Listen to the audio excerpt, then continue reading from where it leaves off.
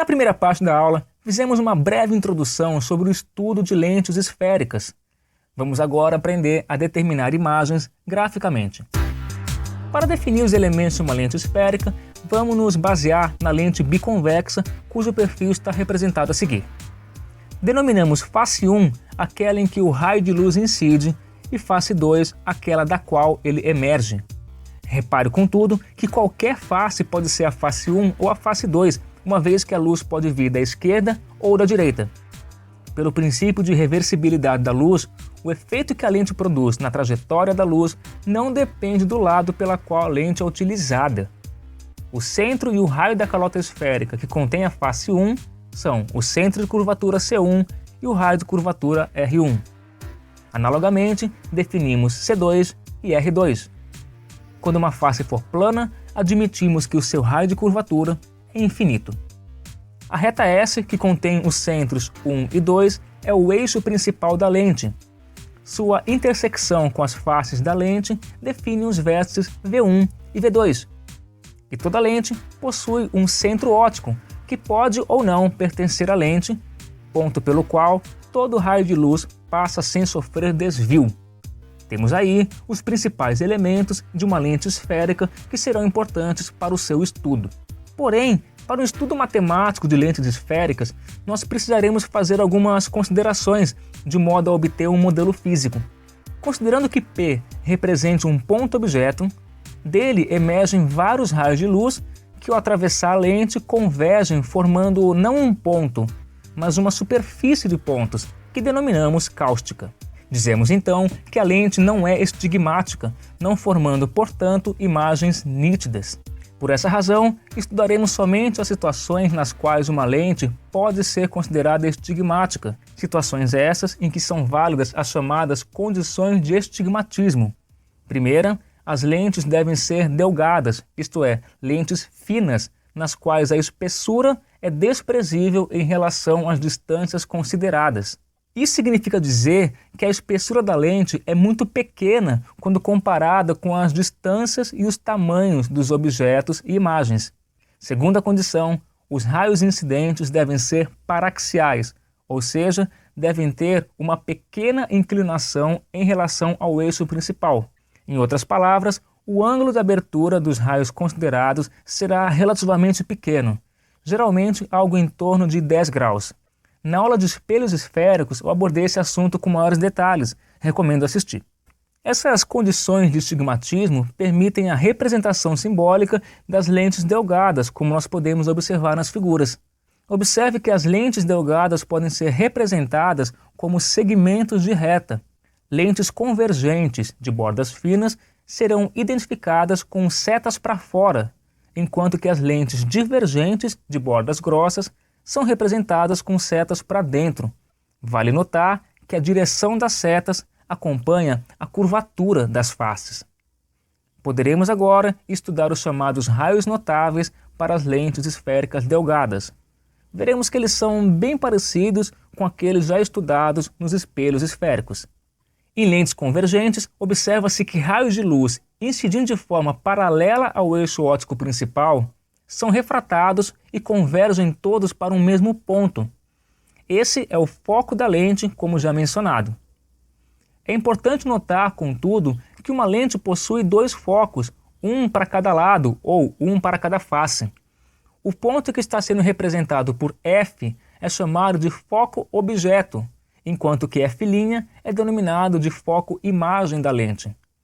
A distância de cada foco ao centro óptico da lente é a mesma, e chamamos de distância focal, similar àquilo que fazíamos nos espelhos esféricos.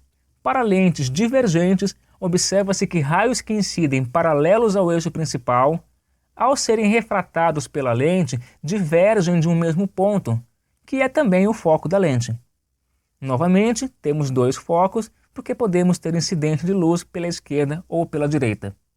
Pelo princípio de reversibilidade da luz, sabemos que raios provindos de sentidos contrários aos já apresentados também são possíveis. Ou seja, se raios que incidem paralelamente ao eixo principal são refratados na direção do foco, podemos concluir que raios que incidem na direção do foco atravessam a lente paralelamente ao eixo principal.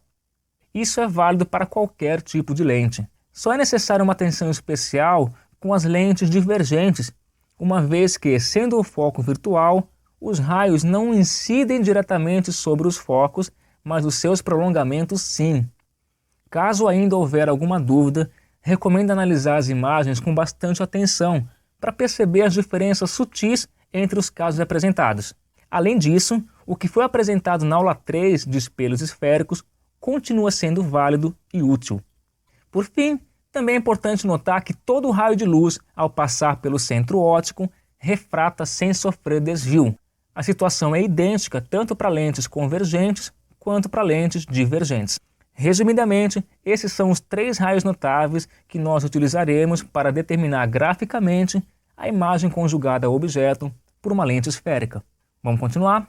Precisamos primeiramente definir nossos referenciais, do mesmo modo que nós fizemos no estudo de espelhos esféricos.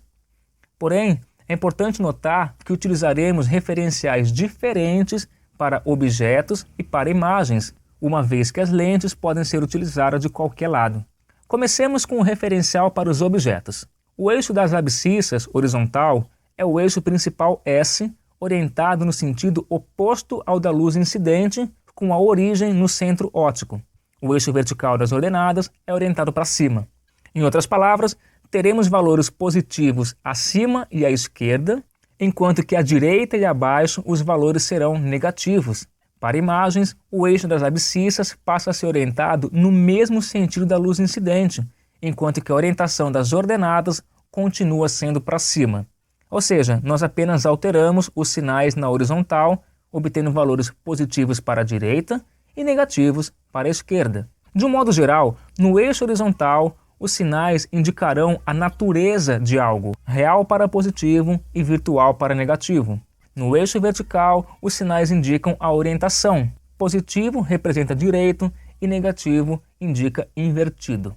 Com isso em mente, podemos obter graficamente as imagens de objetos conjugadas por lentes esféricas. Continua comigo que estamos chegando às nossas conclusões. Acho mais fácil entender com exemplos. Vamos começar com uma lente convergente. De forma similar aos espelhos côncavos, lentes convergentes têm foco real, como já mencionado, de modo que a distância focal é positiva. Nesse exemplo, a distância focal é de 10 unidades de comprimento. Posicionemos um objeto de 10 unidades de altura a 30 unidades do centro óptico. Repare que, no eixo das abscissas, estamos marcando os valores de acordo com o referencial adotado para os objetos. Precisaremos tomar muito cuidado ao analisar a imagem formada, porque o seu referencial é ligeiramente diferente. Mas vamos lá. Primeiramente, podemos traçar um raio de luz que incide na lente paralelamente ao eixo principal, sabendo que ele atravessará a mesma na direção do foco. Muito cuidado nesse momento, porque o raio atravessa a lente na direção do foco imagem, localizado no outro lado. Ou seja, ele sofre refração.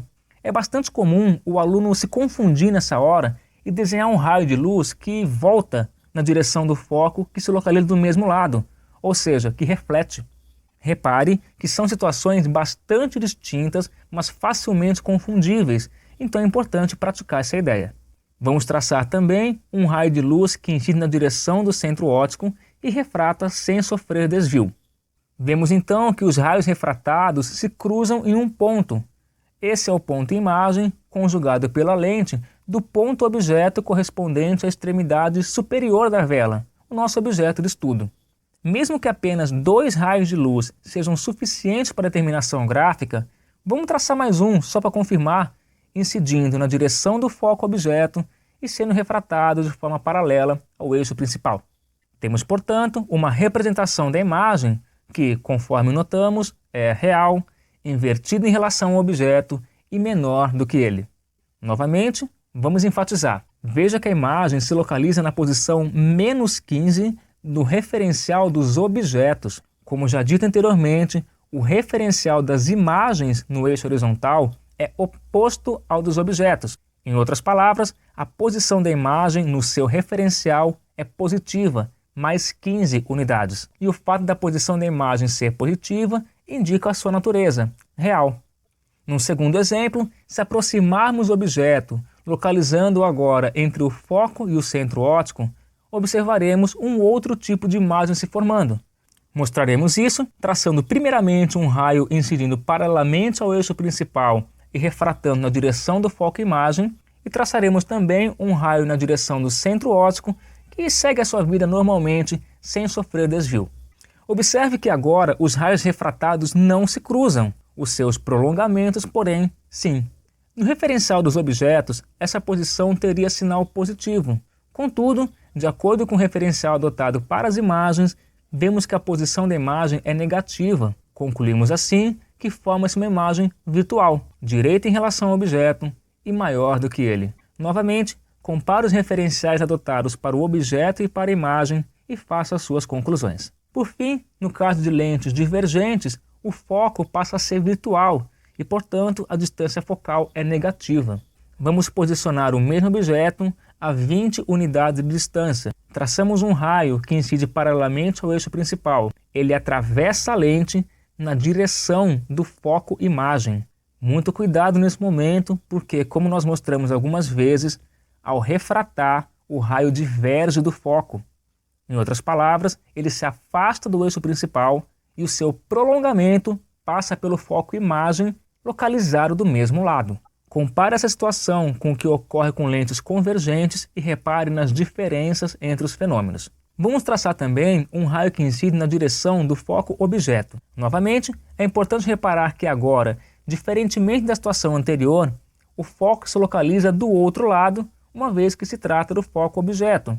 O raio de luz atravessa a lente de forma paralela ao seu eixo principal. Os raios refratados não se cruzam, mas os seus prolongamentos sim. Se nós traçássemos também um raio que incide na direção do centro óptico, verificaríamos que o raio refratado prolongado também passaria pelo mesmo ponto onde se localiza a imagem. De acordo com os referenciais adotados, ela é virtual, direita em relação ao objeto e menor do que ele. Pode parecer difícil à primeira vista, mas como nós vimos nas aulas dos espelhos esféricos, seguindo algumas regras simples, podemos obter uma previsão das características das imagens, sempre de acordo com o mesmo padrão. Na terceira e última parte dessa aula, mostraremos como determinar isso aí algebricamente.